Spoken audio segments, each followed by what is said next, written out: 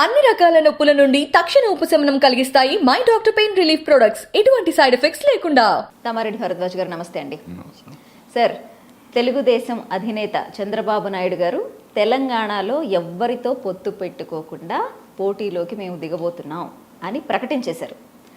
So ఎవరితోనూ పొత్తు పెట్టుకోకుండా దిగుతామని ప్రకటించడం అనేది ఎందుకని అంటే వాళ్ళతో ఎవరు పొత్తు పెట్టుకోవడానికి రెడీగా లేరనా, లేకపోతే పొత్తు పెట్టుకోకుండానే మేము కైవసం చేసుకోగలం అనే నమ్మకమా? జస్ట్ కైవసం చేసుకుందాం అని అనుకుంటున్నాడని మనం అనుకోవటం ఎందుకు? పోటీ చేస్తానన్నాడు కానీ నేను గవర్నమెంట్ ఫామ్ చేస్తానలేదు కదా. నేను అనుకోవటం ఆల్రెడీ దీన్ని వదిలేశారు ఒకసారి, మళ్ళీ ఇప్పుడు ఏదో రివైవ్ చేద్దాం అనుకుంటున్నారు.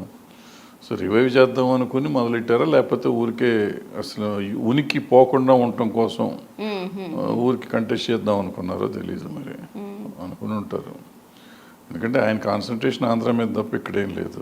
కరెక్ట్గా గెలవరని తెలుసు కదా, అందరికీ తెలిసింది, ఆయనకి తెలుసు, మనకే తెలుసు. సో ఇక్కడ బట్ ఏదైనా కానీ ఉనికి కోల్పోకూడదు. బేస్ ఉంది కదా, ఒకప్పుడు చాలా మంచి బేస్ ఉన్న పార్టీ అది. సో ఆ బేస్ని మళ్ళీ నిలబెట్టుకోవాలి అని అనుకుంటున్నాడు, ఏమో తెలీదు. బట్ ఏదైనా ఇప్పుడు నిలబడే పరిస్థితి కాదు అది, ఎందుకంటే ఒక ఎమోషన్తో వచ్చిన తెలంగాణ ఇది. ఆ ఎమోషన్లోకి మనం ఫిట్ అవ్వం. ఒక తెలంగాణ సెంటిమెంట్తో వచ్చింది. తెలంగాణ సెంటిమెంట్ అంటే టీడీపీ అనేది ఆంధ్ర పార్టీ అనేసి ఫిక్స్ అయిపోయారు వాళ్ళు. సో తెలంగాణ టీడీపీలో ఉన్న వాళ్ళు కూడా వేరే పార్టీలోకి వెళ్ళిపోయారు. అఫ్కోర్స్ ఇప్పటికీ ఇంకా బేస్ ఉంది కొంచెం కానీ, బట్ అన్నీ వేరే పార్టీలకు వెళ్ళిపోయారు. వీళ్ళ ఎమ్మెల్యేలు గెలిచిన 15 సీట్లు గెలిస్తే 15 మంది వీళ్ళు టీడీపీలో టీఆర్ఎస్లో జాయిన్ అయిపోయారు కదా. సో ఇప్పుడు మేజర్గా గెలిచే క్యాండిడేట్లు కూడా వీళ్ళ దగ్గర లేరు. క్యాండిడేట్లు ఉంటారు, క్యాండిడేట్లు దొరకపోవటం ఏం లేదు. 119 కాబట్టి ఎంతమంది అయినా దొరుకుతారు.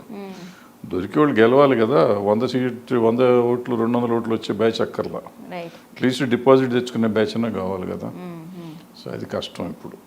సార్, వాళ్ళ ఉనికిని చాటుకోవడానికే ఈ ప్రకటన అంటున్నారు, లేదంటే రివైవ్ చేసుకోవడానికి ఒక ప్రయత్నం కావచ్చు అంటున్నారు. ఏ లెక్కన సార్ అది రివైవింగ్ అంటే? Is it possible? ఇప్పుడున్న పరిస్థితుల్లో చాలా దగ్గరగా, ఎన్నికలకు దగ్గరగా ఉన్నప్పుడు రివైవింగ్ అనేది అసలు పాసిబుల్ అయినా? అంటే ఇప్పుడు కాదు, ఇప్పుడు ఏంటంటే అసలు మొదలు పెడితే ఈ ఎలక్షన్లో మొదలు పెడితే నెక్స్ట్ ఎలక్షన్కి ఏమన్నా ఒక 5 ఏళ్ళు చేసి 29కి తెలుగుదేశాన్ని తెలంగాణలో నిలబెడదాం అనుకుంటవచ్చు కదా. సో ఈ ఎలక్షన్లో ఉనికి చాటుకుంటే అంటే అసలు ఉన్నాం మేము, అసలు మేము కంటెస్ట్ చేస్తాము అనేది తెలియజేస్తే, అంటే డబ్బు ఖర్చు కాకుండా ఊరికే నామినేషన్లు వేసి ఉండేటట్టుంటే, తెలుగుదేశం పార్టీ జెండాలు ఊళ్ళో కనపడతా ఉంటే ఇక్కడి నుంచి దాన్ని మళ్ళీ నిర్మిస్తానికి ప్రయత్నం చేయొచ్చు. అలాంటి ఆలోచన ఉందేమో, మరి తెలియదు. సార్, పొత్తుల గురించి అయితే వాళ్ళకి పొత్తులు పెట్టుకోవాలన్నా లేకపోయినా సరే, అసలు ఒకవేళ పెట్టుకోవాలి అనుకుంటే తెలంగాణలో అసలు ఎవరైనా రెడీగా ఉన్నారా తెలుగుదేశం పార్టీతో పొత్తు పెట్టుకోవడానికి? పొత్తులు అంటే టీఆర్ఎస్తో వీళ్ళు బీజేపీ వాళ్ళు పెట్టుకుంటే బీజేపీ జనసేన ఉన్నారు కదా, వాళ్ళ ముగ్గురు కలిసి చేయొచ్చు కావాలనుకుంటే. ఇవాళ టీవీలో ఇక్కడ చూసా, బీజేపీ ఆయన అమిత్ షా గారు చంద్రబాబు నాయుడు గారికి అపాయింట్మెంట్ ఇచ్చిందే తెలంగాణలో కలిసి పొత్తుతో పనిచేద్దామని అని అడిగారు అని చెప్పారు. వాళ్ళ టీడీపీ ఏమంటారు దాన్ని,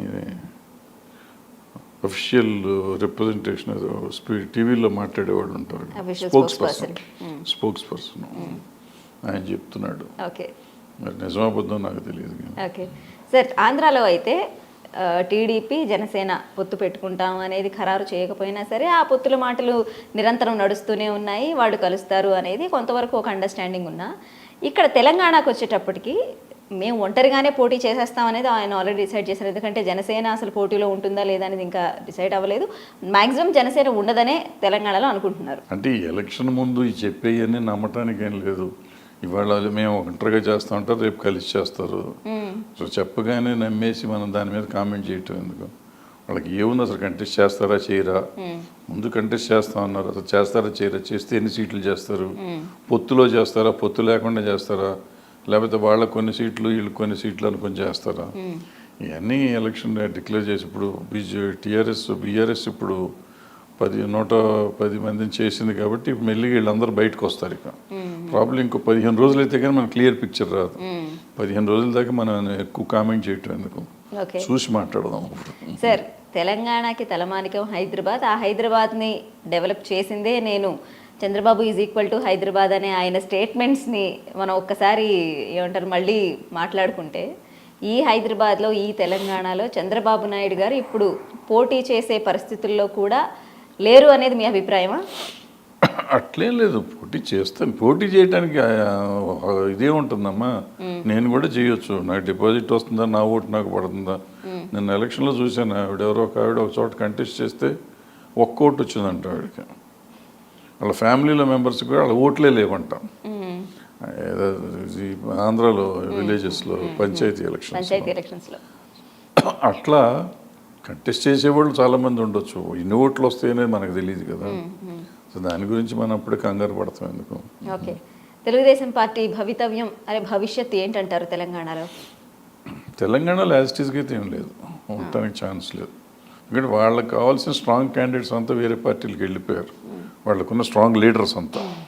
సో ఇప్పుడు మళ్ళీ కొత్త లీడర్లు వచ్చి చేయటం అనేది కొంచెం కష్టమైన విషయం. సో ప్రస్తుతం వాళ్ళకి బలమైన క్యాండిడేట్సే లేరు. ఉన్న బలమైన వర్గం ఏదైతే ఉందో వాళ్ళందరూ ఆల్మోస్ట్ టీఆర్ఎస్కి వెళ్ళిపోయారు అంటున్నారు. మరి ప్రస్తుతం ఉన్న ఈ టీడీపీ క్యాడర్ ఏదైతే ఉందో వీళ్ళలో ఎవరైనా గెలిచే అవకాశాలు ఉన్నాయంటారా? నాకు తెలిసి ఎవరు లేరు, కష్టం. డిపాజిట్లు కూడా వస్తే చాలా ఎక్కువ ఓకే ఇప్పుడున్న పరిస్థితుల్లో కష్టం. ఎందుకంటే బీఆర్ఎస్ స్ట్రాంగ్గా ఉంది, కాంగ్రెస్ స్ట్రాంగ్గా ఉంది, బీజేపీ కూడా రీజనబుల్గానే ఉంది. సో 3 పెద్ద పార్టీలు ఉండగా వీళ్ళు వచ్చి చేయటం అంటే కష్టం. సార్ ఈ పరిస్థితి ఎందుకు వచ్చింది సార్ తెలుగుదేశం పార్టీకి తెలంగాణలో? అంటే ఆయన ఫోకస్ అంతా సెంటిమెంట్ మీద వచ్చింది, తెలంగాణ సెంటిమెంట్ మీద వచ్చింది. ఆఫ్టర్ తెలంగాణ అయిపోయినా కూడా మరి బీజేపీ వీళ్ళకి 15 సీట్లు వచ్చినాయి కదా టీఆర్ఎస్కి, మరి టీడీపీకి అంత సెంటిమెంట్లో కూడా 15 సీట్లు వచ్చినాయి. సో ఇప్పుడు లేదు, ఇప్పుడు అంతా అయిపోయింది.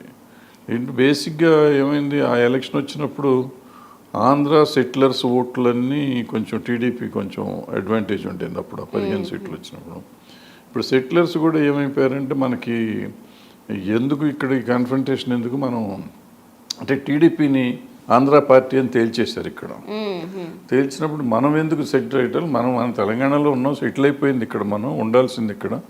So let us go with Telangana parties అనుకున్నారు. ఇది ఆంధ్ర పార్టీని వెలేసినట్టు చేశారు ఆ మధ్యగా సెపరేట్ అయిన టైంలో. ఇప్పుడు ఇంకా అది వెలేసే ఉంది, అది దాన్ని మనలో కలుపుకున్నప్పుడు కదా మళ్ళీ వీళ్ళకి ఎంట్రన్స్ వస్తుంది. సో ఇంకా నేను అనుకోవటం ఇప్పుడప్పుడే యాక్సెప్టెన్స్ వచ్చే పరిస్థితి తెలంగాణలో. టీడీపీకి ఇప్పట్లో యాక్సెప్టెన్స్ రాదు అన్లెస్ వాళ్ళు మళ్ళీ మమేకమై మళ్ళీ పనులు చేయటం మొదలెడితే తప్ప. వాళ్ళు ఇంకేం యాక్టివిటీస్ మొదలెట్టినట్లేదు, మొదలెడితే నెక్స్ట్ 5 yearsలో జరగవచ్చు. ఓకే సార్, మీరు అన్నారు అంటే లాస్ట్ టైం వాళ్ళకి ఎన్నో కొన్ని సీట్లు వచ్చినాయి, ఎంత తెలంగాణ సెంటిమెంట్ ఉన్నా కూడా అని. మరి అన్ని సీట్లు వచ్చిన తర్వాత కూడా చంద్రబాబు నాయుడు గారు ఇక్కడ ఎందుకు ఫోకస్ పెట్టి అది కొంచెం కంటిన్యూ చేయలేకపోయారు? ఫోకస్ అంతా అటు ఆంధ్ర వైపు మళ్ళినందువల్ల, లేదంటే ఇంకైనా ఇతర కారణాలు ఉన్నాయంటారా? అక్కడ గెలిచారు కదా, అక్కడ రాజ్యమే వచ్చింది కదా, వచ్చినప్పుడు ఇక్కడ ఎందుకని చెప్పారు, దీన్ని వదిలిపెట్టారు, వీళ్ళందరినీ దీంట్లో జాయిన్ అయిపోనిచ్చారు. ఆయన వెళ్ళమన్నారు, వీళ్ళు వెళ్ళిపోయారు, ఏదో మొత్తానికి అయిపోయింది. సో ఉన్న ఎమ్మెల్యేలంతా దాంట్లోకి వెళ్ళిపోయినాక ఇంకెందుకు ఇక్కడ నడిచేదేం లేదు కదా. గెలిచిన వాళ్ళు మనం వదిలిపెట్టారు, ఓడిపోయిన వాళ్ళతో ఏం చేసేది లేదు, అందుకని ఈ పార్టీని వదిలేయచ్చు కదా అని వదిలేశారు. ఆఫీస్ అది ఉంది, మెయింటైన్ నడుస్తూనే ఉంటుంది. కానీ మరి ఇలాంటి పరిస్థితుల్లో మళ్ళీ అంటే అసలు ఉనికే లేదు, స్ట్రాంగ్గా మిగతా 3 పార్టీలు ఉన్నప్పుడు తెలుగుదేశం పార్టీ అందరికంటే ఆఖరిగా ఉండాలని అనుకుంటుందా? ఉండాలని అనుకోదు, బట్ రివైవ్ చేయాలనుకుంటానికి ప్రయత్నం చేయొచ్చు కదా, ఉన్న పార్టీని రివైవ్ చేయాలన్నప్పుడు.